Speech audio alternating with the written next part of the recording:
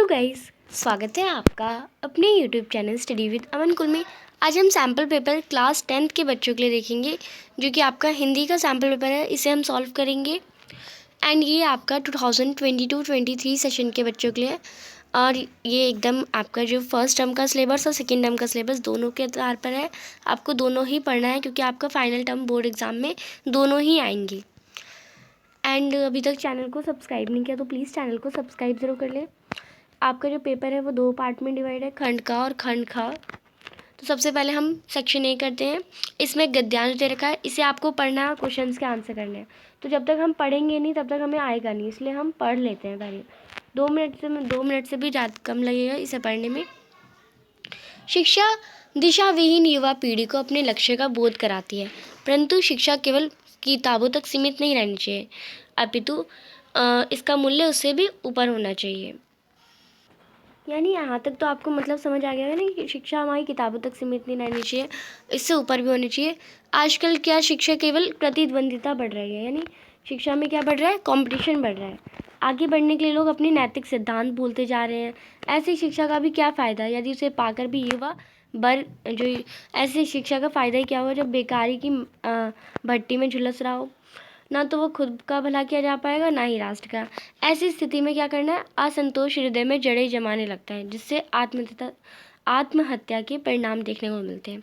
महर्षि अरविंद ने कहा है, यदि तुम्हें अध्ययन करना है तो मातृभूमि के लिए अध्ययन करो, अपनी दो और आत्माओं उसकी सेवा के योग्य बनो और अपनी आजीविका कमाओ। इस भावना से तुम देश के लिए अपनी शिक्षा का उपयोग कर सकते हो और उसे आगे बढ़ा पाओगी।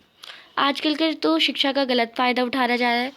ऐसा कुछ भी हो जाए जो विद्यार्थियों को सहूलियत के विरुद्ध हो तो समूह में विद्रोहाभास आक्रोश फैल जाता है। यानी अगर विद्यार्थियों के खिलाफ एक कोई सा भी रूल लगा देते ना, तो सब क्या करते हैं, प्रोटेस्ट करने लग जाते हैं। सब एक साथ मिलके आते हैं और प्रोटेस्ट करते हैं। युवा पीढ़ी में सांस्कृतिक संस्कारों का अभाव है, यानी आजकल की जो युवा पीढ़ी है उसमें संस्कार बहुत कम है, जिनके कारण वह दूसरों को अपने से अलग उन पर भड़कने लगते हैं और दंगा फसाद करने लगते हैं। अब इसी पर प्रश्न है, आजकल की शिक्षा का उचित उपयोग नहीं हो पा रहा। आप इस कथन से क्या कहना चाहते हैं? तो नैतिक मूल्यों की भरमार तथा युवा पीढ़ी को उचित दिशा दर्शन उचित तो नहीं मिल रहे, अनुचित मिल रहे, तो ये तो नहीं होगा। युवा पीढ़ी को रोजगार के अवसर तथा मानसिक संतोष ये इसलिए मिल रहे, इसलिए नहीं हो पा रहा, तो नहीं, ये भी नहीं होगा। युवा पीढ़ी में सांस्कृतिक संस्कारों का अभाव हो रहा है, इसलिए नहीं हो पा रहा, यस, ये तो करेक्ट है। दंगा फसाद और अनैतिक रास्तों का चयन भी लोगों से आजकल उसकी शिक्षा का जो अनुचित या उचित उपयोग नहीं हो पा रहा है, तो इसमें तीसरा करेक्ट है। और चौथा है मातृभूमि के लिए अध्ययन करने का जोश तथा देश की सेवा, तो ये भी गलत है। इसमें आपका थर्ड वाला करेक्ट है और आपका ऑप्शन ख करेक्ट है, कथन थर्ड सही है। आजकल शिक्षा क्या कर रही है, विद्यार्थियों में प्रतिद्वंदिता, तो इसमें आपका ख ऑप्शन केवल प्रतिद्वंदिता बढ़ा रही है। आगे विद्यार्थियों को आगे बढ़ाने का मार्ग नहीं दिखा रही, नैतिक मूल्यों का ज्ञान नहीं करा रही, देश का विकास नहीं कर रही, वो प्रतिद्वंदिता बढ़ा रही है। हमें पैराग्राफ के अकॉर्डिंग चलना है, आपको अपनी मर्जी से कोई आंसर नहीं करना है, जो आपको ऑप्शन में दिया है उन्हीं में से करना है। आगे बढ़ने के लिए लोग क्या कर रहे हैं, बहुत परिश्रम कर रहे हैं, नहीं। दूसरे लोगों को पीछे छोड़ रहे हैं, नहीं। नैतिक सिद्धांत भूलकर भी कुछ भी करने के लिए तैयार है, तो यस, लोग यही कर रहे हैं। ईमानदारी से कार्य करें, तो ईमानदारी से कार्य भी नहीं कर रहे, इसमें आपका ग ऑप्शन करेक्ट है। युवा पीढ़ी दंगे फसाद क्यों करने लगती है, युवा पीढ़ी में अत्यधिक ऊर्जा होती है लोगों के बहकावे में आकर, तो ये तो नहीं होगा, लोगों के बहकावे में भी नहीं आती। अपने अधिकारों की रक्षा के लिए, तो नहीं। वो अपने संस्कार, जो सांस्कृतिक संस्कारों का अभाव, मतलब उनमें जो संस्कार है उनकी कमी होने के लिए वो उनकी कमी है, यानी वो उनमें संस्कार नहीं है, इसलिए वो दंगा फसाद करने लगती है। पांचवा प्रश्न है, आज की शिक्षा मुकाबले प्रतियोगिता की शिक्षा बन रही है, ये सही है कथन। आज की स्थिति में शिक्षा पाकर भी युवक बेकार है, तो ये आप देख सकते हैं कथन भी सही है और कारण भी सही है और सही व्याख्या कर रहा है, तो आप इस पर ग पे टिक कर सकते हैं, आपका ग ऑप्शन करेक्ट है। दूसरा जो प्रश्न है, यहाँ पे का पोएम है, इस पोएम को पढ़नी है और देन क्वेश्चन के आंसर करने हैं। पढ़ लेते हैं एक बार, पद्यांश है। अब सेकंड क्वेश्चन में अथवा क्वेश्चन भी, यानी ये वाला पद्यांश करना है या आपको नेक्स्ट जो मैं दिखाऊंगी वो वाला करना है, दोनों में से कोई एक करना होगा। लक्ष्य तक पहुँचे बिना पथ में पाते विश्राम कैसा, हार बैठे जो डगर में पथिक उसका नाम कैसा। लक्ष्य है अति दूर दुर्गम मार्ग भी हम जानते हैं, किंतु पथ के कंटकों को हम सुमन ही मानते हैं। जब प्रगति का नाम जीवन या काल विराम कैसा, धनुष से जो छूटता बाण कब मन में ठहरता। देखते ही देखते वह लक्ष्य का ही वेद करता है, लक्ष्य प्रेरित बाण है हम, ठहरने का काम कैसा। बस वही है पथिक जो पंथ पर निरंतर अग्रसर हो सदा गतिशील, जिसका लक्ष्य प्रतिक्षण निकटतर हो।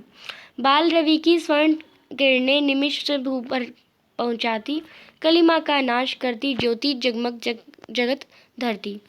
ज्योति के हम पुंज फिर हमको अमा से भीति कैसा, आज ज्योति ही निकट है देख लो वह लक्ष्य अपना। पग बढ़ाते चलो बस शीघ्र हो सत्य सपना, धर्म पथ के पथिक को फिर देव दक्षिण वाम कैसा। अब इस कविता के आधार पर आपको प्रश्नों के उत्तर देने हैं। यहाँ पे सही आपको विकल्प बताने हैं। सूरज की किरणों की तरह निमिष में अपना लक्ष्य पाना चाहिए, तो नहीं, ऐसा नहीं बोला गया है। राह में आने वाली बाधाओं और प्रलोभनों से प्रलोषित तो नहीं होना चाहिए, यानी उन पर आकर्षित नहीं होना चाहिए, तो यस ये बोला गया है।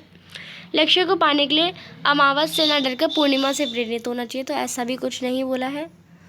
फिर राह में रुककर लक्ष्य की ओर निरंतर बढ़ते रहना चाहिए, यानी राह में अगर आप रुक भी रहे हैं पर लक्ष्य की ओर आपको निरंतर बढ़ते रहना चाहिए। इसमें आपका सेकंड ऑप्शन और आपका फोर्थ ऑप्शन करेक्ट है, यानी आपका घ ऑप्शन करेक्ट है। फिर है पथ के कंटक को सुमन मानने से आशय, यानी पथ के कंटक को सुमन किसे माना गया, यानी रास्ते में आने वाली बाधाओं को बड़ी सुगमता से पार करना पथ के कंटक को सुमन मानने का आशय। सच्चा पाथिक कौन नहीं है, जो निरंतर अग्रसर हो, वो तो नहीं वो नहीं है जो निरंतर गतिशील हो, जिसका मन लक्ष्य प्रतिशील निकटतर हो, जो मार्ग में थक कर बैठ जाए, यानी ये वाला है, ये भी है, ये भी है, पर जो मार्ग में थक कर बैठ जाए वो सच्चा पथिक नहीं हुआ। फिर है ज्योति पुंज कहाँ गया है, मनुष्य की जाति को, यहाँ पे ऊपर आपको पैराग्राफ में बताया गया था। पांचवा प्रश्न है पथिक को लक्ष्य प्रेरित बाण जैसे होना चाहिए, क्योंकि आपको बताना है पथिक को रास्ते में आई कठिनाइयों को फूल समझकर सामना करना है, तो नहीं, ये नहीं होगा। पथिक को दुर्गम मार्ग में पहले विश्राम करके सोच समझकर लक्ष्य को पाना है, ये भी नहीं। ठहरते हुए किया हुआ काम देर से ही सही किंतु सफल होता है, ये भी नहीं है। सिर्फ लक्ष्य को निशाना बनाते हुए कमाने से छूटा हुआ बाण बिना रुके गतिशीलता का लक्ष्य का बोध करता है, तो इसमें आपका फोर्थ वाला कथन जो है सही है, आपका इसमें घ ऑप्शन आ जाएगा। अब आपने ऊपर वाली पोएम नहीं करी तो आप ये वाली पोएम भी कर सकते हैं, और आपको ये पढ़ना नहीं है स्किप भी कर सकते हैं, आगे थोड़ा आगे कर सकते हैं, बाकी अगर आप पढ़ना है तो साथ साथ एक में पढ़ लेंगे।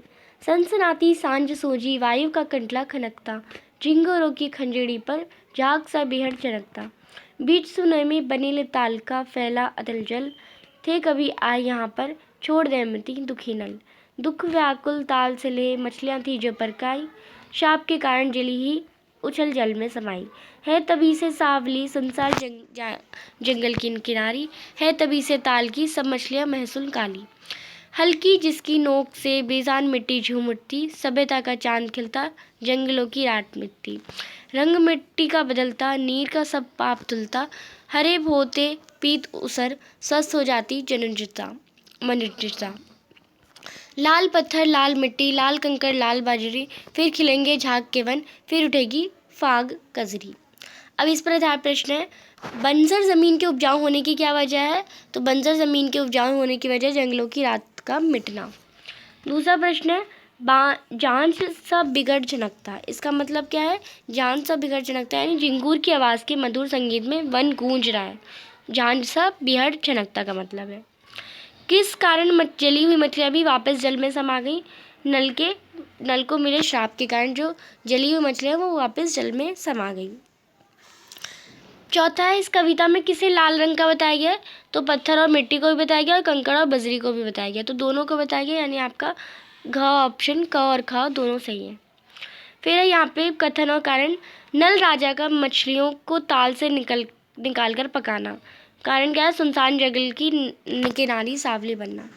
तो आप देखिए कथन तो सही है और कारण भी उसकी सही व्याख्या करा है, कारण भी सही है कथन भी सही है, तो इसमें भी आपका ग ऑप्शन करेक्ट हो जाएगा। नेक्स्ट है अब यहाँ पे हम ग्रामर स्टार्ट कर रहे हैं।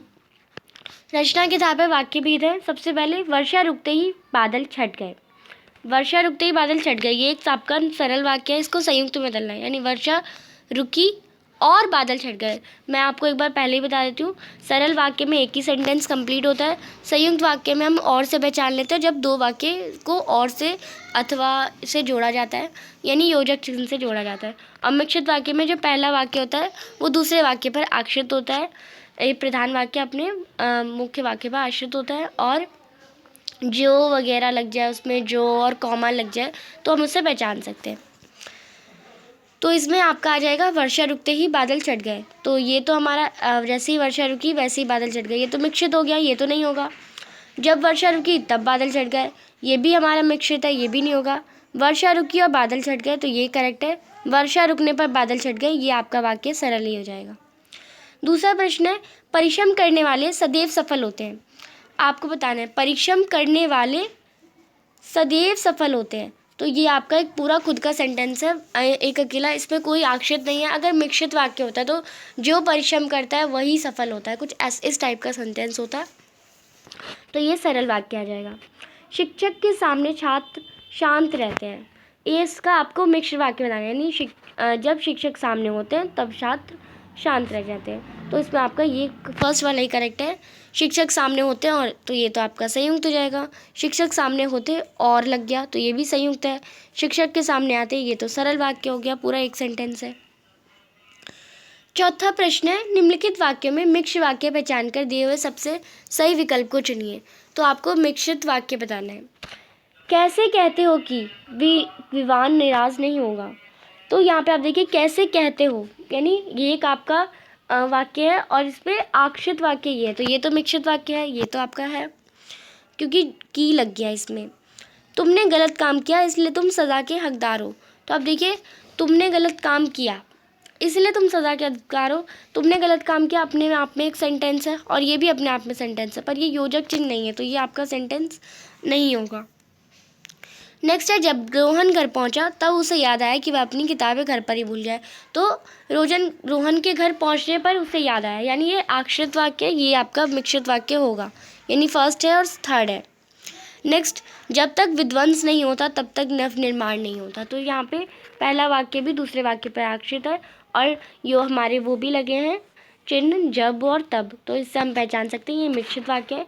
तो पहला, तीसरा और चौथा आपके मिश्रित वाक्य, तो कौन सा आपका करेक्ट है? ये गलत है, ये भी गलत है, इसमें आपका ग ऑप्शन करेक्ट है। पांचवा प्रश्न है, इसमें आपको सही से सम्मिलित करना है। आप भीतर आइए और इत्मीनान से बैठिए। तो और लगा है ना बीच में, यानी कौन सा वाक्य हो गया? संयुक्त वाक्य हो गया। जिस मनुष्य में दया नहीं वह जानवर के समान है। तो ये कैसा? जिसमें दया नहीं, मैंने कहा था कॉमा लग जाए, कॉमा भी लगेगा तो मिश्र वाक्य है, तो इसमें आपका मिक्स आ जाएगा। जापान में चाय पीने की विधि को चा नो यू कहते हैं, यानी पूरा एक सेंटेंस है, ये आपका सरल वाक्य हो जाएगा। यानी फर्स्ट आपका थर्ड से गया, सेकंड आपका इसमें फर्स्ट से गया और थर्ड आपका इसमें सेकंड से गया, तो इसमें आपका फर्स्ट ऑप्शन ही करेक्ट है, आप इसमें फर्स्ट पे कर लेंगे क ऑप्शन। नेक्स्ट क्वेश्चन देखते हैं। अब यहाँ पे आपने रचना के आधार पर वाक्य भेद कर लिया, अब वाच्य करने हैं। वाच्य को भी आपको सम्मिलित करना है। वाच्य को पहले मैं एक बार बताती हूँ। एक होता है आपका कृतवाच्य, एक होता है आपका यहाँ पे लिखे हुए मैं उन्हें से ही बताती हूँ। एक आता है आपका कृतवाच्य, एक आता है आपका कर्मवाच्य और एक आपका आता है भाववाच्य। कृतवाच्य में हम देखते हैं कि हमारा जो सेंटेंस है ना वो कर्ता के आधार पे होता है, यानी जो सबसे आगे वो जो वर्ड लिखा होता है कर्ता, जैसे लाइक रोहन, राम, जो भी करता है उसी के आधार पे क्रिया होती है। और कर्मवाच्य में कर्म के आधार पर क्रिया होती है और कर्मवाच्य का पहचान में द्वारा ज़्यादातर लगा जाता है। ज़्यादातर सेंटेंस में द्वारा होता है पर हर सेंटेंस में नहीं होता है, ये आपको ध्यान रखना है। और भाववाच्य में एक भाव स्पष्ट होता है, नहीं किया जा सकता, ये मेरे से नहीं हो रहा, कुछ इस टाइप में जो सेंटेंस होते हैं वो भाववाच्य में, इसमें ज़्यादातर ना लगता है।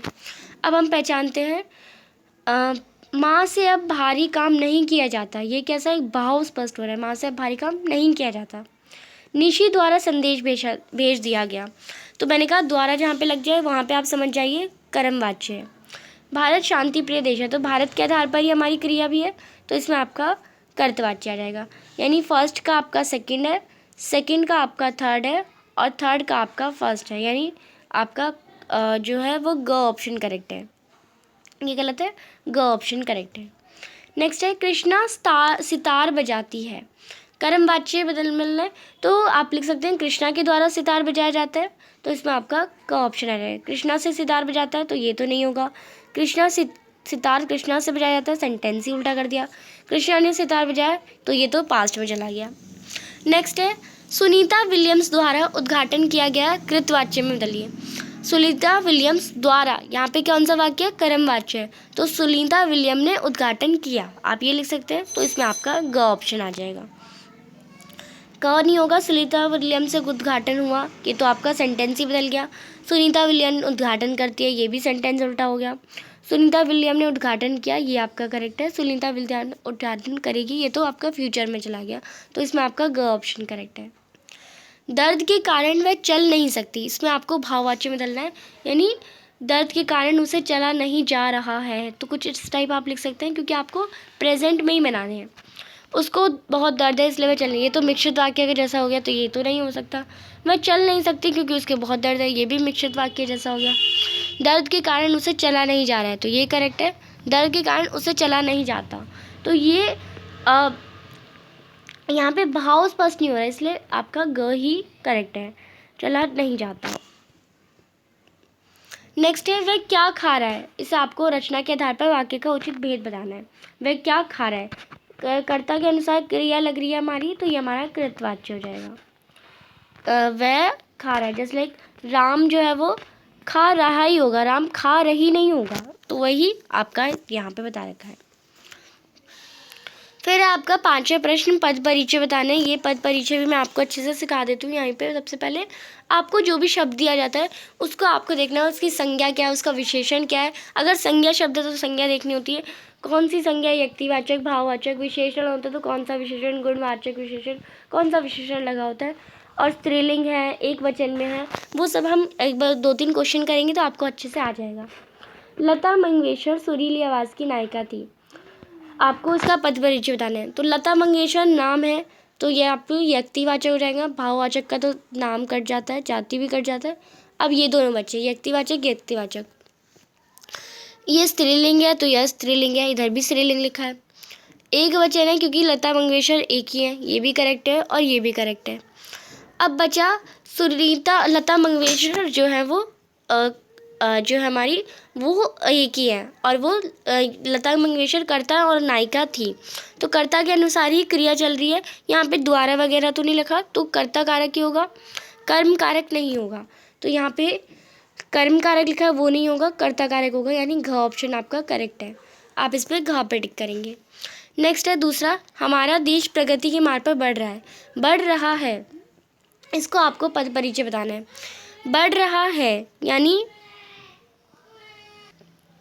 अब सबसे पहले सकर्मक क्रिया और अकर्मक क्रिया की बात कर लेते हैं। सकर्मक क्रिया वो होती है जिसमें कुछ किसी चीज़ पर प्रभाव पड़ता है, यानी मेरा खाना खाने से खाना कम हो गया, मेरे खेलने से बॉल टूट गई या बॉल हमारी खो गई, तो कुछ कम हो जाता है ना, तो हम सकर्मक क्रिया होते हैं। और अकर्मक क्रिया बस जब हमारे कर्ता पर प्रभाव पड़ता है, हमारा यानी हमारा देश कैसा हो रहा है, बढ़ रहा है, तो जब हमारी कर्ता पे जब क्रिया प्रभाव करती है उसे अकर्मक क्रिया कहते हैं, और जब कुछ कम होता है तो वो सकर्मक क्रिया होता है।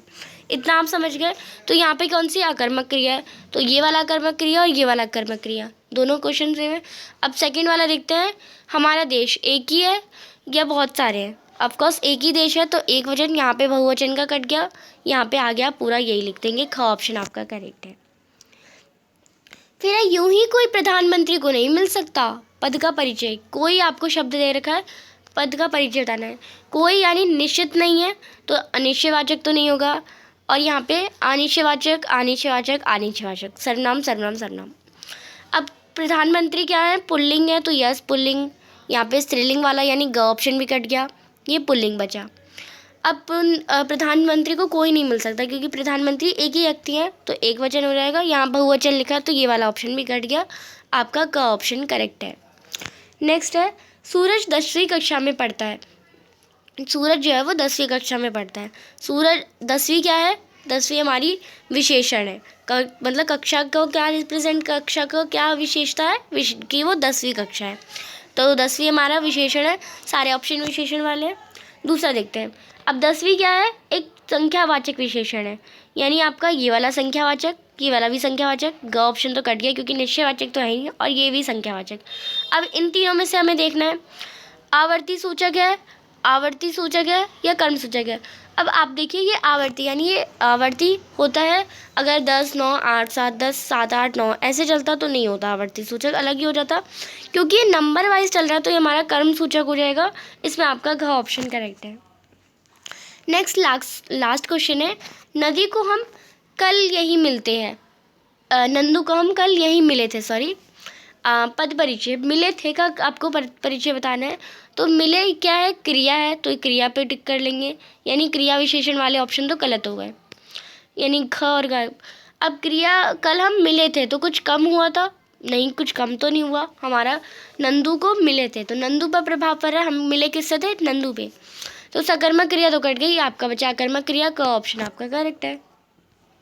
अब आते हैं क्वेश्चन प्रश्न नंबर 6 जो कि आपका अलंकार का प्रश्न है।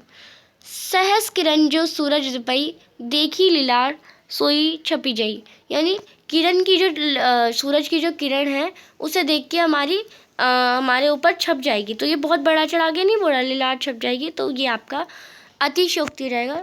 सॉरी ऑप्शन यहाँ पे ढक गया है, यस अतिशयोक्ति अलंकार बहुत बड़ा चढ़ा के बताया है। प्राची का मुख तो देखो, प्राची का मुख कैसा है, प्राची का मुख सूरज जैसा है। अब प्राची का मुख सूरज जैसा है, बड़ा चढ़ा के बोला है, अब बड़ा चढ़ा के किसके अंतर दे करा है, किसी निर्जीव वस्तु से करा है, तो मानव का जब निर्जीव वस्तु से अंतर किया जाता है तो वो मानवीकरण हो जाता है। तीसरा प्रश्न है, किस अलंकार में उपमेय में उपमान की संभावना होती है, तो वो उत्प्रेक्षा अलंकार होता है। अगर आपने इसकी डेफिनेशन अच्छे से पढ़ी है तो आपको आ जाएगा। उपमेय का क्या अर्थ होता है, जिसकी तुलना की जाए, तो इसमें आपका क्या है, उपमेय होता है जिससे तुलना की जाए, और उपमान जिसकी तुलना की जाए। पांचवा प्रश्न है, जहाँ घाट तहाँ रस नहीं,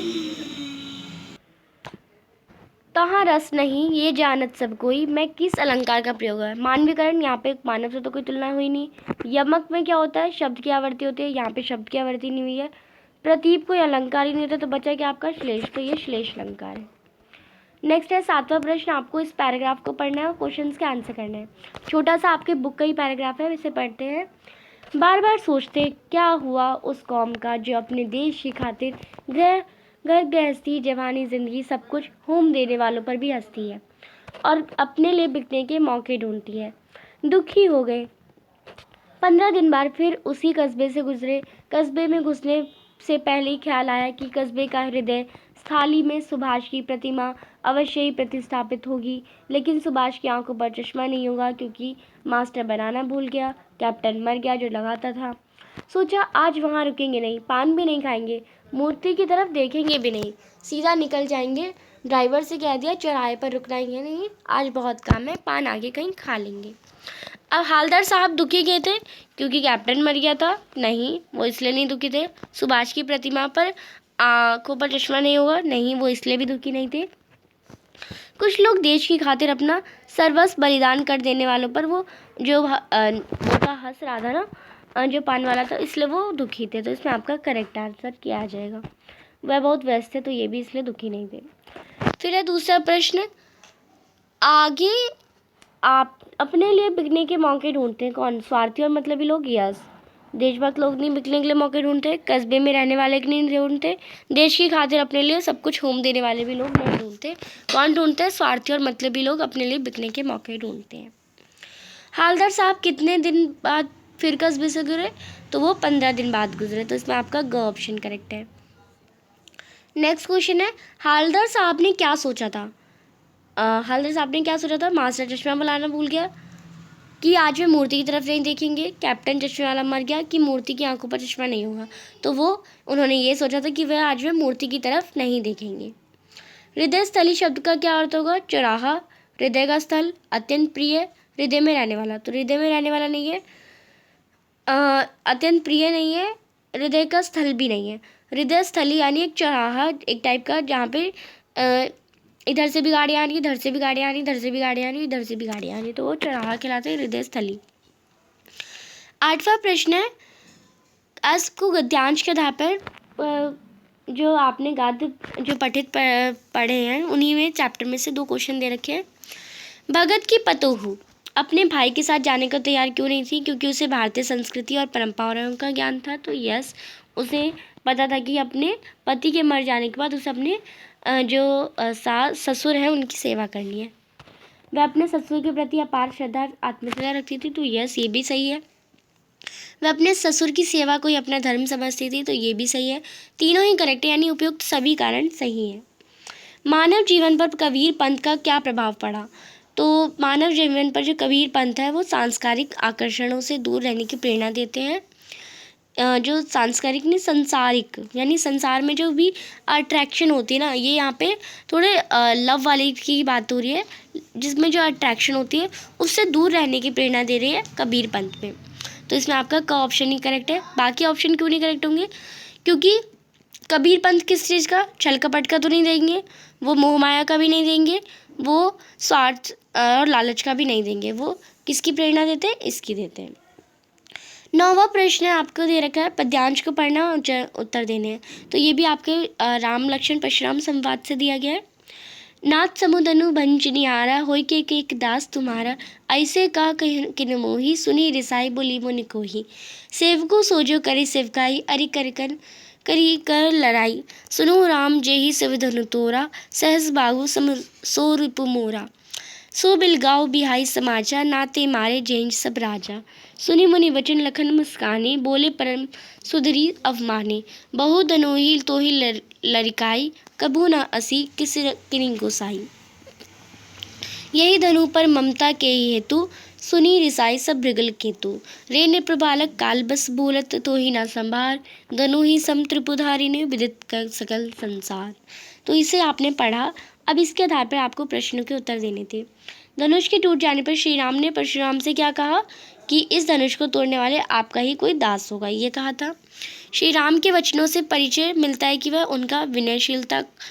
उनकी विनयशीलता का नहीं, उनकी निर्भयता का नहीं, उनकी सत्यव्रता का नहीं, उनके इन सभी गुणों का, यानी इसका भी, इसका भी, इसका भी, यानी अकेले ये नहीं, उनके सभी गुणों का।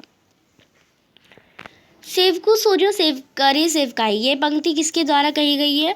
तो ये पंक्ति है परशुराम, यानी वो जब लक्ष्मण जी कहते हैं ना कि हम तो आपके सेवक हैं, तो परशुराम जी कहते हैं सेवक तो सेवकाई करता है, वो यहाँ पे धनुष नहीं तोड़ता, वो ये कहते हैं।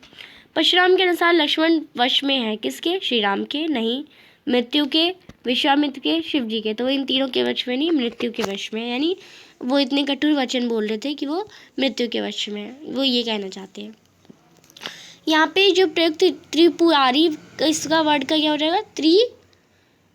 त्रिपुर हो जाएगा, प्लस में आरी हो जाएगा। त्रिपुरारी है ना, तो त्रिपुर प्लस आरी। तो आपका इसमें फर्स्ट ऑप्शन ही करेक्ट है। त्रि प्लस पुरारी नहीं होगा, त्रिपुरा प्लस री नहीं होगा, त्रिपुर प्लस रारी नहीं होगा। अब यहाँ पे आपने पठित पद्यांश जो आपने पढ़े हैं उसी के आधार पर प्रश्न है। गोपियों के वाक चातुर्य की विशेषता क्या है? उनकी निबिकता, उनकी स्पष्टवादिता, उनकी व्यंग्यात्मक। तो यानी ये सभी ऑप्शन करेक्ट है। तुम मुझे खून दो, नेताजी का ये नारा हमें क्या प्रेरणा देता है? तरक्की करने की नहीं, रक्तदान करने की नहीं, देश के लिए बलिदान देने के लिए। तो यहाँ देश के लिए बलिदान देने की या देश से प्रेम करने के लिए, तो देश के लिए बलिदान करने की ये प्रेरणा देता है हमें। अब आगे जो हमारे सेक्शन बी स्टार्ट होता है, सेक्शन बी के क्वेश्चन करते हैं। गद्य पाठों के आधार पर आपने जो प्रश्न पढ़े, आपको 4 प्रश्न दे रहेंगे, पर आपको उसे केवल 3 करने हैं, बट मैं आपको चारों कराऊंगी बिकॉज आप प्रैक्टिस कर रहे हैं अभी, और 20 से 25 शब्दों में इनके आंसर करने हैं। पहला है, अंतिम दिनों में मन्नू भंडारी के पिता का स्वभाव जो था वो शक्की हो गया। क्यों हो गया था शक्की? लेखिका ने इसका क्या कारण बताया? तो अंतिम दिनों में जो मन्नू भंडारी के पिता का स्वभाव शक्की हो गया था। आपको आंसर भी इसी तरह लिखना है, इसलिए मैं वर्ड टू वर्ड पढ़ रही हूँ क्योंकि आपको अच्छे से आंसर लिखने की प्रैक्टिस हो जाए। हिंदी में आपको यही देखा जाता है। लेखिका ने इसके कई कारण बताए हैं। उन्होंने अपने के हाथों विश्वासघात मिला, सबसे पहला ये रीज़न था। आर्थिक विषम परिस्थितियों के कारण और अधूरी महत्वाकांक्षाओं के कारण वह स्वभाव से शक्की हो गए। दूसरा प्रश्न है, लेखक को नवाब साहब के किन हाव भावों से महसूस हुआ कि वह उनसे बातचीत करने के लिए तनिक भी उत्सुक नहीं है? तो भीड़ से बचकर यात्रा करने के उद्देश्य से जब लेखक 2nd क्लास के डिब्बे में चढ़ा तो उससे एक नवाब साहब पहले से बैठे थे। लेखक को देखकर नवाब साहब के चिंतन में व्यवधान पड़ा, पर नवाब साहब की आंखों में असंतोष का भाव उभर आया। उन्होंने लेखक से बातचीत करने की पहल नहीं की। कुछ देर बाद वह डिब्बे की स्थिति को देखने लगे। इन हाव भाव को देखकर लेखक ने जान लिया कि नवाब साहब उनसे बातचीत करने के इच्छुक नहीं है। तो ये आपका कौन सा चैप्टर है आपको पता है? ये आपका जिसमें खीरा वाला जो चैप्टर था, वो आपका खीरा चुबाते हैं ट्रेन पे चलते हैं, वही वाला चैप्टर से आपको प्रश्न दे रखा है। सेनानी ना होते हुए चश्मे वाले को लोग कैप्टन क्यों कहते थे? तो सेनानी ना होते हुए लोग चश्मे वाले को कैप्टन इसलिए कहते थे क्योंकि कैप्टन चश्मे वाले में नेताजी के प्रति अगाध लगाव था, श्रद्धा का भाव था। वह शहीदों देशभक्तों के अलावा अपने देश से उसी तरह लगाव रखता था जैसे एक फौजी व्यक्ति रखते हैं। उसमें देश प्रेम कूट कूट कर भरा था। कैप्टन नेताजी को बिना चश्मे के देखकर दुखी हो जाता था और उससे व्यापार भी हो जाता था, इसलिए लोग उसकी से प्रेरणा लेते थे और उसे कैप्टन बोलते थे। फिर चौथा प्रश्न है, क्या बाल गोविंद भगत की मृत्यु को गौरवशाली मृत्यु कहा जा सकता है? तो जो बाल गोविंद भगत है उनका जीवन कबीर को समर्पित था। वह अपनी अंतिम सांस तक भक्ति संगीत में लीन रहे। जीवन पर्यंत कठिन नियमों का पालन करते हुए सद्कर्मों में लगे रहे। उनके अंदर छल कपट ईर्ष्या द्वेष आदि भावनाएं जो है वो लेश मात्र भी नहीं थी। उन्होंने आजीवन ना किसी की वस्तुओं को छुआ और ना ही उससे बिना पूछे व्यवहार में लाए। पूरा जीवन गाते गाते जिया। अंत समय में श्री गंगा स्नान के करने के बाद गीत गाते हुए उनकी मृत्यु हुई। जाते जाते वह अपनी संगीत बांट कर गए। इन सभी बातों से सिद्ध होता है कि बाल गोविंद भगत की मृत्यु गौरवशाली मृत्यु है। फिर आपको 12वां क्वेश्चन दे रखा है। इसमें आपको 4 प्रश्न दे रखे होंगे, 3 प्रश्नों के उत्तर करने। और ये आपका कौन सी बुक से है? ये आपका पद्यांश है। अभी हमने गद्यांश के क्वेश्चन करते हैं, यहाँ पे आपके पद्यांश के क्वेश्चन है। गोपियों ने किन किन उदाहरणों के माध्यम से कृष्ण को लाने दिए? तो गोपियों ने निम्नलिखित उदाहरणों के माध्यम से कृष्ण को लाने दिए। वह कहते थे कि कृष्ण तो एक पहले ही बहुत चतुर थे, परंतु मथुरा जाकर तो वह बहुत ही बुद्धिमान भी हो गए हैं। इससे उनकी चतुरता का ही पता चलता है कि कृष्ण ने आकर खुद नहीं आए वो, और उन्होंने योग संदेश भिजवाया जिससे उनकी वीरा यथा और अधिक बढ़ गई। दूसरा प्रश्न है, सूरदास के पदों के आधार पर गोपियों का योग साधना के प्रति दृष्टिकोण स्पष्ट कीजिए। तो सूरदास द्वारा रचित इन पदों में गोपियाँ योग साधना के लिए निर्थक मानती हैं। वह कहती हैं कि हमने तो मन कर्म वचन से श्री कृष्ण को दृढ़तापूर्वक पकड़ लिया है। जिस प्रकार जो हारिल पक्षी क्या होता है? जो अपने पाँव में हम सदैव लकड़ी पकड़ता है। तो जिस प्रकार हारिल पक्षी लकड़ी को पकड़े रहता है, हम हर समय श्री कृष्ण का ही ध्यान करती हैं। हमारे लिए ये योग की कड़वी ककड़ी की भांति है। ये जो योग संदेश है वो कड़वी ककड़ी की भांति है। योग उनके लिए उपयुक्त जिनका वो कहते हैं कि योग संदेश आप उनको दीजिए जिनके मन चंचल है। हमारा मन श्री कृष्ण में ही रमा हुआ है और हमारे लिए वह ये व्रत है, यानी आप ये योग संदेश उन्हें दीजिए जिनका मन चक्री के समान चंचल है, यानी वो जिनका मन एक दूसरे की तरफ लगाव करता रहता है, बट हम श्री कृष्ण में ही समा रखे हैं, वो ये बताती हैं। फिर नेक्स्ट क्वेश्चन है, कवि की आंख फाल्गुन की सुंदरता से क्यों नहीं हट रही थी?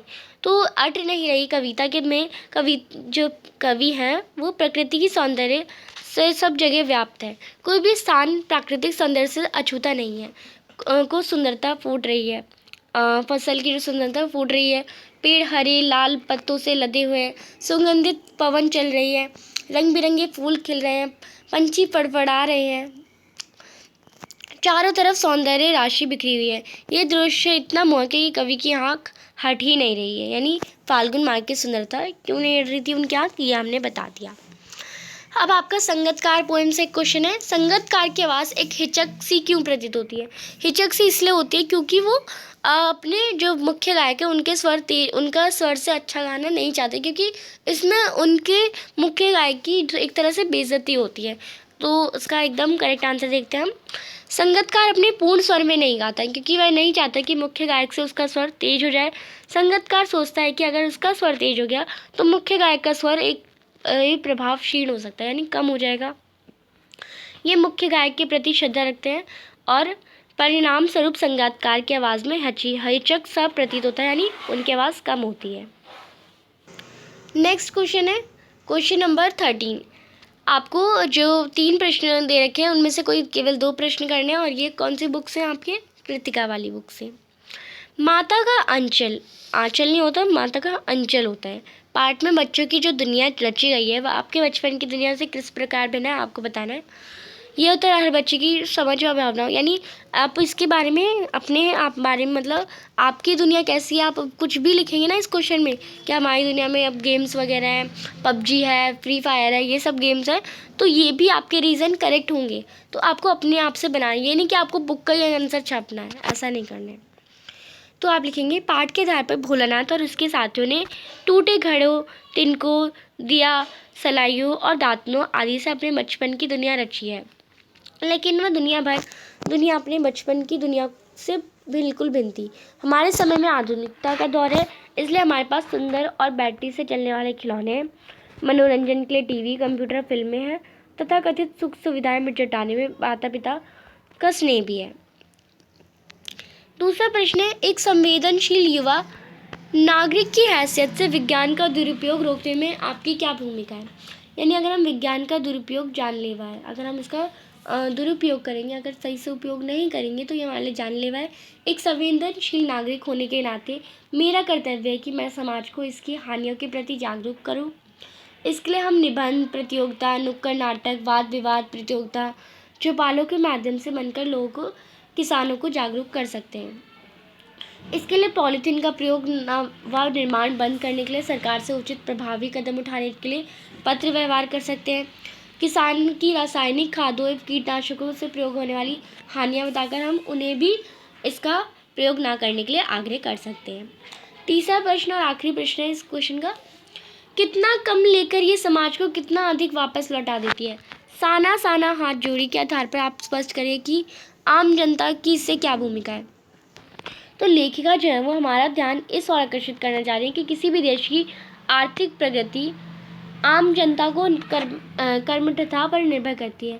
ये लोग खून पसीना बहाकर परिश्रम करते हैं, फिर भी अपने हिस्से से वंचित रह जाते हैं।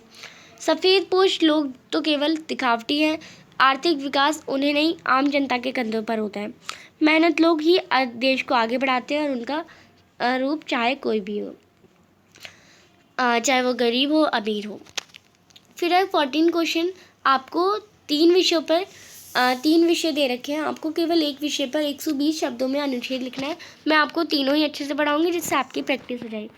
पहला विषय आपको प्रदूषण और कारण और उसका निवारण, यानी कैसे ठीक होगा। सबसे पहले प्रदूषण का अर्थ, और अनुच्छेद लिखने के लिए मैंने बताया था कि पॉइंट्स कभी भी ये आप ये नहीं लिखेंगे प्रदूषण का अर्थ फिर आपको ये स्टार्ट करेंगे, ऐसे आप पॉइंट्स नहीं लिखते, वो आप निबंध में करते हैं। अनुच्छेद में एक ही पैराग्राफ में सब कंप्लीट हो जाता है, यानी सारे पॉइंट्स आ जाते हैं बिना इन्हें लिखे भी। तो आपको अर्थ बताना है, प्रकार बताना है, कारण बताना है, निवारण कैसे होगा और एंडिंग। तो आप लिखेंगे अपना हेडिंग प्रदूषण, कारण और निवारण। प्रदूषण 4 प्रकार का होता है, वायु प्रदूषण, जल प्रदूषण, ध्वनि प्रदूषण, भूमि प्रदूषण। वायु प्रदूषण का कारण क्या है? बढ़ता हुआ औद्योगिकरण, यानी इंडस्ट्रियलाइजेशन, यानी इंडस्ट्रीज जो बढ़ रही हैं, कारखानों की चिमनियों से निकलने वाले धुएं, सड़क पर चलने वाले वाहनों ने वातावरण को विषाक्त यानी प्रदूषित यानी एकदम जहरीला बना दिया है। कारखानों से निकलने वाला कचरा, नदी तालाबों में गंदगी डालना, ये सभी जल प्रदूषण के लिए उत्तरदायी है। प्रदूषित जल से अपने बीमारियां फैलती हैं। तेज़ आवाज़ हमारी श्रवण शक्ति और हृदय की बीमारियों को जन्म देती है। उपज बढ़ाने के लिए विभिन्न रासायनिक खादों का प्रयोग हमारे खाद्यान्न को प्रदूषित करता है। प्रदूषण से बचने के लिए वृक्षारोपण सर्वश्रेष्ठ साधन है। वृक्षों के अधिक कटाव पर भी रोक लगानी चाहिए, और जो औद्योगिक कचरे और धुएं को बाहर निकालने का समुचित व्यवस्था करनी चाहिए। लाउडस्पीकर आदि के प्रयोग नहीं करना चाहिए। ये सब हमारा स्टार्टिंग से एंडिंग हो जाएगी। अब दूसरा टॉपिक है मुड़ो प्रकृति की ओर। इसमें आपको प्रकृति सहचरी है, प्रकृति से छेड़छाड़ से हानियाँ क्या होती है, हमारा क्या कर्तव्य है, और आपको एंडिंग करनी है। इसे अच्छे से बनाते हुए लिखना है। तो प्रकृति स्वभाव से प्राणियों की सहचरी रही है। उसने हमेशा हर रूप में मानव को लाभवंतित यानी लाभ ही दिया है, आपको प्रॉफिट ही दिया है। जब से मनुष्य ने विज्ञान की शक्ति पाकर प्रकृति में छेड़छाड़ प्रारंभ यानी शुरू करी है, तभी से वह प्राकृतिक सुखों से वंचित हो गया है। वनों की अंधाधुंध कटाई कर रहा है के कारण जो पर्वत रस्खलन, भूरक्षण, बाढ़ एवं मौसमी बरसात तथा प्रदूषण, पर्यावरण प्रदूषण जो है बढ़ता जा रहा है, जिसके कारण शहरों में रहने वाले लोगों का दम घुटता जा रहा है। आज आवश्यकता इस बात की है कि मानव पुनः प्रकृति की ओर मुड़े, प्रकृति से पुनः सामंजस्य स्थापित कर सके तथा उसे सहचरी समझकर उसका सम्मान करे। 5 जून को समूचे विश्व में यानी पूरे विश्व में पर्यावरण दिवस मनाया जाता है। इस बात का साक्षी है कि अब मानव ने प्रकृति का महत्व स्वीकार किया है तथा उसके संरक्षण यानी उसके बचाव के लिए संभव प्रयास किया और गंभीरता से विचार करने के लिए विवश हुआ है। तीसरा गद्यांश है, आपको तीनों में से एक करना है। मैं आपको बार बार बोल रही हूँ, हमारे समाज में नारी का स्थान है। मैं आपको बस इसलिए करा रही हूँ कि आपकी प्रैक्टिस हो जाए। हमारे समाज में नारी का स्थान, इसकी भूमिका बतानी है। समाज में नारी की दशा और आधुनिक नारी और निष्कर्ष। तो हमारे समाज में नारी का क्या स्थान है वो हमें बताना है स्टार्टिंग से, और इसके समाज में क्या दशा है, आधुनिक नारी कैसी है, और आपको इसका एंडिंग। तो प्राचीन काल में सबसे पहले ऐसे स्टार्ट करते हैं। प्राचीन काल में हमारे समाज में नारी का महत्व नर से कहीं बढ़कर होता था। समय के बदलाव से साथ साथ नारी दशा में भी बदलाव आए। मध्यकाल में नारी की स्थिति बहुत बेकार हो गई, यानी अत्यंत शोचनीय हो गई। ये केवल भोग्य और विलासिता की वस्तु बनकर रह गई। शिक्षा के प्रचार प्रसार से फलस्वरूप अब नारी की स्थिति में सुधार हुआ है। नारी आज समाज में प्रतिष्ठा और सम्मानित हो रही है। वह अब घर से बाहर दायित्व निर्वाह करने के लिए आगे बढ़ गई है। मैं घर की चारदीवारी से अपने कदमों को बढ़ाती हुई समाज की विकलांग दशा को सुधारने के लिए प्रसारित हो रही है। और आजकल आप एग्जाम्पल भी देख सकते हैं, ये बहुत सारी नारियाँ क्या क्या कर रही हैं। नारी में किसी प्रकार की शक्ति और क्षमता की कमी नहीं होती, वह केवल अवसर मिलने यानी बस मौका मिलना चाहिए उन्हें।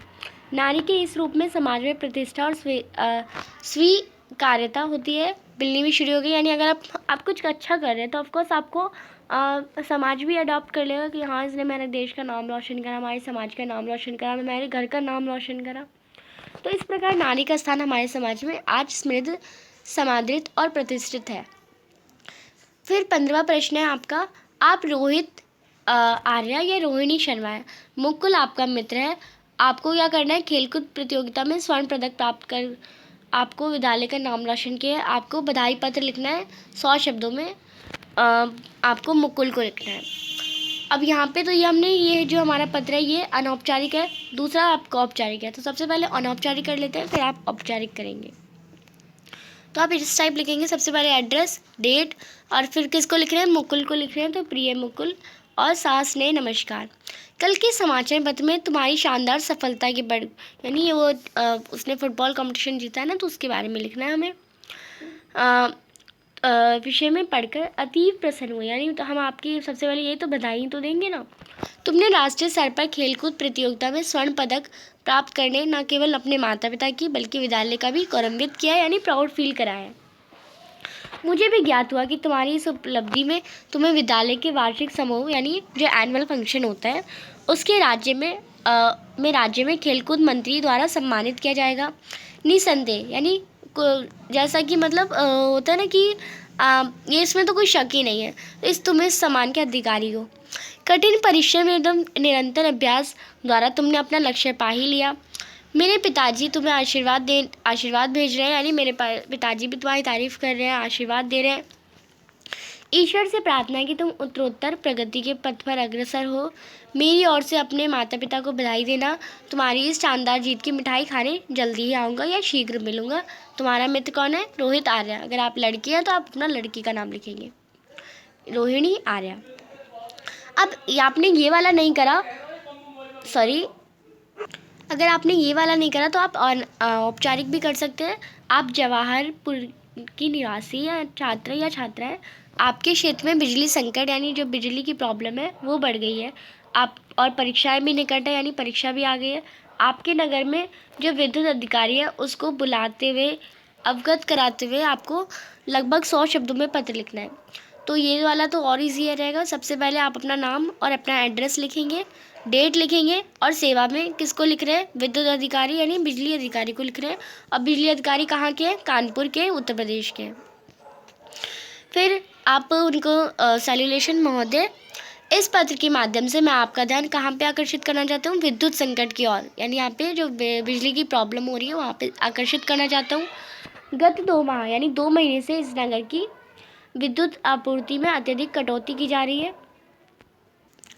जब तक बिजली चली जाती है और कई घंटों तक नहीं आती, यानी ये बहुत ज़्यादा टाइम बिजली चली जाती है और रात के में चली जाती है तो पढ़ भी नहीं पाते। आप बहुत सारे रीज़न लिख सकते हैं। महोदय, विद्युत आपूर्ति भंग होने से हम विद्यार्थियों की भारी असुविधा का सामना पड़ रहा है। हमारी परीक्षाएं निकट है और आपसे मेरा ये अनुरोध है कि कृपया इस दिशा में उचित कार्यवाही पर विद्युत आपूर्ति सुनिश्चित कराने की, यानी हमें विद्युत यानी बिजली की पूरी हमें जो कमी है उसे ठीक कराने की पूरा सुनिश्चित कृपा करें और बिजली ठीक कराने के लिए लोगों को भेजें। कुछ इस टाइप आप लिख सकते हैं, भवदे और आप अपना नाम। फिर क्वेश्चन नंबर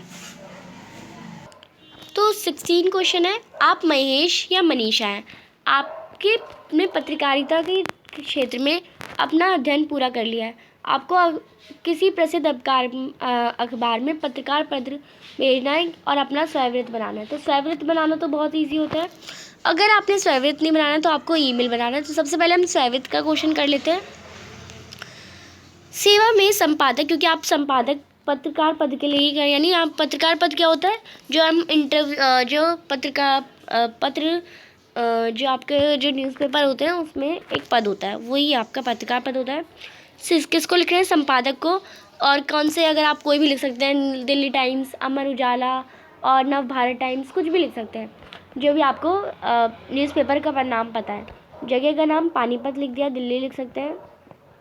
विषय आपका पत्रकार पद के लिए आवेदन हेतु। महोदय, आज इतनी डेट को मैंने आपके ही अमर उजाला पत्र में विज्ञापन पढ़ा है, जिससे आपके मतलब क्या पता चला है, आपके कार्यालय को पत्रकार की आवश्यकता है, यानी आपके यहाँ पे पत्रकार की भर्ती है। मैं इस पद के लिए अपना आवेदन प्रस्तुत कर रहा हूँ। मेरा स्वयंवृत्त जो है वो इस आवेदन पत्र के साथ संलग्न है। इसका अवलोकन कर आपको विश्वास होगा कि मैं इस पद के लिए पूरी तरह से उपयुक्त उम्मीदवार हूँ, यानी मैं इस पद के लिए पूरी तरह से योग्य हूँ। मैं आपके विज्ञापन में वर्णित सभी योग्यताओं को पूरा करता हूँ। और ये मेरा संक्षिप्त, आप अपना फिर यहाँ पे वर्ण अपना स्वयंवृत्त लिख देंगे। मेरा नाम क्या है, अपना पिताजी का नाम, अपना जन्म तिथि, अपना वर्तमान पता, स्थानीय पता, telephone number, mobile number, email, और आप लिख देंगे। और आपने कितना कुछ पढ़ा है वो सब आप लिख देंगे। जैसे 10वीं कक्षा हमने इन विषयों में हरियाणा बोर्ड से करी है। प्रथम श्रेणी आई 90%। 12वीं मैंने आपकी 90% प्रथम श्रेणी से इन सब्जेक्ट्स में करी है। और स्नातक, यानी हमने स्नातक क्या होता है, ग्रेजुएशन, जो कि कुरुक्षेत्र विश्वविद्यालय से करी है। इन विषयों पर प्रथम स्थान प्राप्त करके 92%। और पत्रकारिता, और फिर हमने पत्रकारिता का भी इसने कोर्स करा है कुरुक्षेत्र विश्वविद्यालय में, पत्रकारिता, और प्रथम श्रेणी से 96% में। अब इस योग्यता के साथ साथ मैं कई वर्षों से, क्या इसने लिखा है, स्वतंत्र लेखन से भी जुड़ा हूँ। मुझे पत्रकारिता में बेहद रुचि है। मैं आपको पूर्ण विश्वास दिलाऊंगा कि मैं आपकी अपना कार्य पूरी निष्ठा से करूँगा। यानी आप अपने मतलब एक तरह से जॉब पाने के लिए हम क्या क्या बताते हैं ना, वही सब आपको बताना है। उपयुक्त तथ्यों से ध्यान रखते हुए मेरा आवेदन पत्र स्वीकार कीजिए। मुझे पत्रकार पद पर नियुक्त करें। साथ धन्यवाद। भवदे, आपका महेश। अब अगर आप स्वयंवृत्त नहीं लिख रहे तो आप ईमेल लेखन लिख सकते हैं। ईमेल क्या दिया गया आपको, आप एपीएस स्कूल के छात्र या छात्रा हैं। आपके पिताजी का स्थानांतरण, यानी आपके पिताजी का क्या हो गया, ट्रांसफ़र हो गया है। ट्रांसफ़र के कारण आपके विद्यालय छोड़ के जाना होगा। आपने विद्यालय के प्राचार्य लगभग 80 शब्दों में लिखे, यानी अपने आपके जो प्रधानाचार्य हैं आपके विद्यालय के, आपको विद्यालय छोड़ने के लिए क्या आपको ईमेल लिखना है। ईमेल कैसे लिखते हैं, सबसे पहले आप फ्रॉम लिखेंगे। यहाँ पे पूरा नहीं बता रखा है तो हमें गलत नहीं करना है। फ्रॉम आप अपना ईमेल एड्रेस डाल देंगे, जस्ट लाइक मैं भी कुछ डाल देती हूँ, ag@gmail.com। तो ये मैम ने जस्ट लाइक मैंने कोई एक ईमेल एड्रेस डाल दिया, यानी ये आपका ईमेल एड्रेस है। और आप फिर भेज किसको रहे हैं, स्कूल के एड्रेस पे। तो स्कूल का एड्रेस हमने apsschool@gmail.com लिख दिया। CC यानी कार्बन कॉपी, ये जो स्कूल में भी जाएगा और प्रिंसिपल ऑफिस में भी जाएगा। सब्जेक्ट क्या है, स्थानांतरण, यानी आपका ट्रांसफ़र प्रमाण पत्र है हमारा। महोदय फिर लिखेंगे और फिर बस जितना आपके इन्फॉर्मेशन, यानी आप जा रहे हैं, आप अब कौन सी क्लास में, आप कहाँ जा रहे हैं और आपको क्या करना है, ये आपको लिखना है। यानी सविनय ये दिन ये है कि मैं आपके विद्यालय के कक्षा 10वीं आ का छात्र हूँ।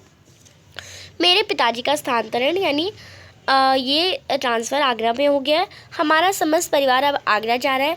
मैं भी परिवार के साथ आगरा जा रहा हूँ और वहीं से आगे की पढ़ाई करूँगा या करूँगी।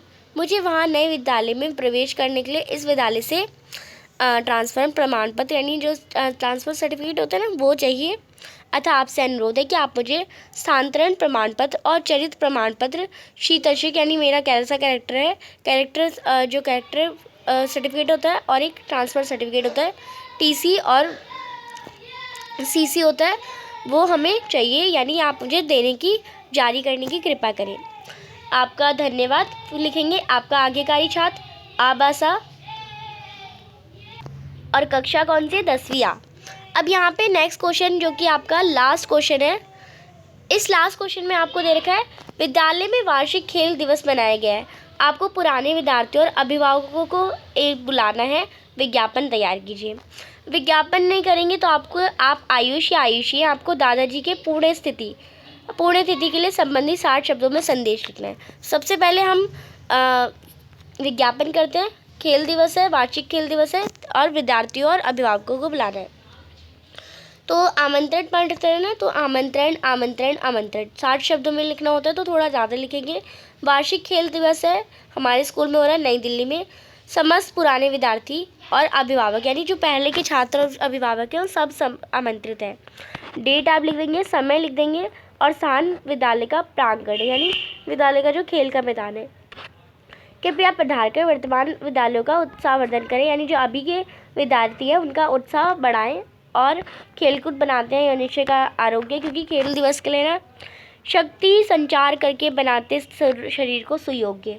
आप लिख सकते हैं प्रधानाचार्य का आग्रह करता है।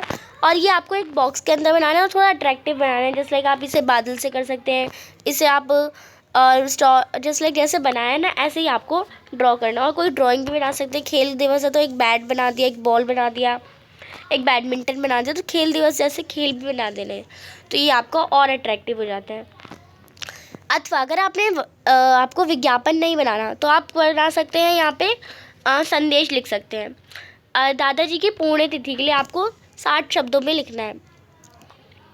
संदेश में क्या करते हैं, एक बॉक्स के अंदर संदेश लिखते हैं। सबसे पहले एक बॉक्स बनाएंगे, फिर सबसे ऊपर लिखेंगे संदेश, डेट लिखेंगे और किसको लिख रहे हैं, हम फूफा जी को लिख रहे हैं। कल दिनांक 12 अगस्त को हमारे दादाजी की पुण्यतिथि है। इस अवसर पर उन्हें याद करते हैं। पुण्यतिथि क्या होता है, जब मतलब कोई मर जाता है और फिर जिस दिन वो मर जाता है उसके हर अगले साल उन्हें मतलब एक तरह से उन्हें याद करने के लिए ये दिन मनाया जाता है। उससे सब लोगों को बुलाते हैं, अपने रिश्तेदारों को बुलाते हैं और उन्हें याद किया जाता है। एक तरह से पूजा होती है। तो इस अवसर पर उन्हें याद करते हैं। उनके सम्मान को बढ़ाने के लिए मैं आपको 10 बजे वृद्धाश्रम में जाकर कुछ सामान वितरित करना चाहता हूँ। यानी क्योंकि वो बूढ़े थे तो हम वृद्धाश्रम जाके बूढ़े लोगों को सामान वितरित यानी सामान बांटेंगे, ताकि उनके नाम को लोग याद रखें और ज़रूरतमंद का भी भला हो सके। कृपया आप भी मेरे साथ चलें। और आयुष, तो संदेश लेखन तो वो भी होता है, वो भी और इजी होता है, बट आपको बस और बहुत कम शब्दों में लिखना होता है। बस 3-4 लाइन में ही लिखना होता है और बॉक्स के अंदर लिखना होता है और सबसे ऊपर संदेश ज़रूर लिखना होता है। और यहाँ पे डेट, यहाँ पे टाइम होता है। आपको ये बस ध्यान रखना है। और यहाँ पे आपका जो है सैम्पल पेपर है वो कंप्लीट होता है। थोड़ा सा लॉन्ग हो गया, सॉरी उसके लिए, बट आपको पूरा आपका ये 3 घंटे में करना होता है। और हमने क्या कितने 1 घंटे में हर एक क्वेश्चन जो कि आपको स्किप भी करना होता है ना, हमने हर एक क्वेश्चन समझा, पढ़ा है, अच्छे से करा है। तो अभी तक चैनल को सब्सक्राइब नहीं किया तो प्लीज़ चैनल को सब्सक्राइब ज़रूर करें, ज़्यादा से ज़्यादा दोस्तों के साथ शेयर करें और वीडियो अच्छी लगी तो इसे लाइक ज़रूर करिएगा। Thanks for watching, bye bye guys.